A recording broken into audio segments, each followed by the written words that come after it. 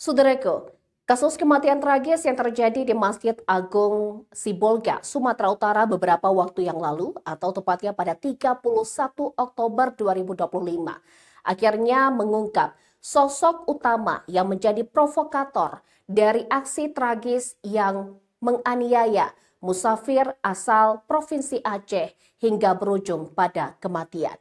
Ya, di mana sosok Zulham Piliang yang berusia 54 tahun yang ternyata adalah tokoh utama yang menjadi provokator dari kejadian tersebut. Diketahui Zulham ini ternyata merupakan seorang penjual sate di wilayah Sibolga, Sumatera Utara. Dan menurut keterangan dari warga bahwa sebenarnya Zulham ini adalah seorang yang sering berbuat onar dan bahkan beberapa kali keluar masuk penjara. Berikan informasi selengkapnya untuk Anda.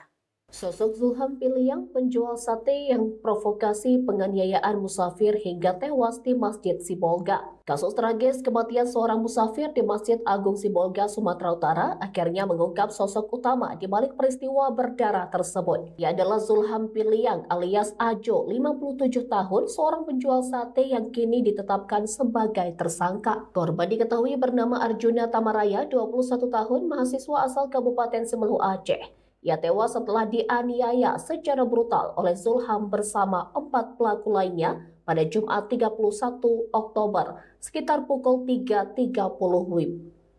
Detik-detik pengeroyokan itu terekam kamera CCTV masjid dan sempat viral di media sosial.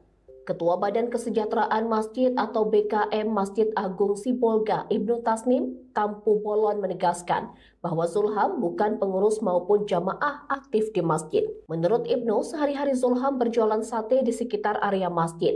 Namun, warga setempat mengenalnya sebagai sosok yang kerap berbuat onar dan sudah beberapa kali keluar masuk penjara karena kasus kriminal. Dalam insiden penganiayaan terhadap Arjuna, Zulham berperan sebagai provokator utama. Ia disebut sebagai orang pertama yang menduduh korban mencuri uang dari kotak amal masjid dan kemudian mengajak warga serta pelaku lain untuk melakukan kekerasan. Selain Zulham, polisi juga menetapkan 4 tersangka lain, yakni Hasan Basri alias Kompi, 46 tahun, Syazwan Situmorang 40 tahun, Risman Syah Effendi Caniago 30 tahun, dan Chandra Lubis 38 tahun. Para pelaku dijerat dengan pasal 338 subsidiar pasal 170 ayat 3 KUHP tentang pembunuhan atau kekerasan bersama yang mengakibatkan kematian. Sementara Syazwan Situmorang dijerat dengan pasal 365 ayat 3 subsidiar pasal 338 subsidiar pasal 170 ayat 3 KUHP dengan ancaman hukuman maksimal 15 tahun penjara.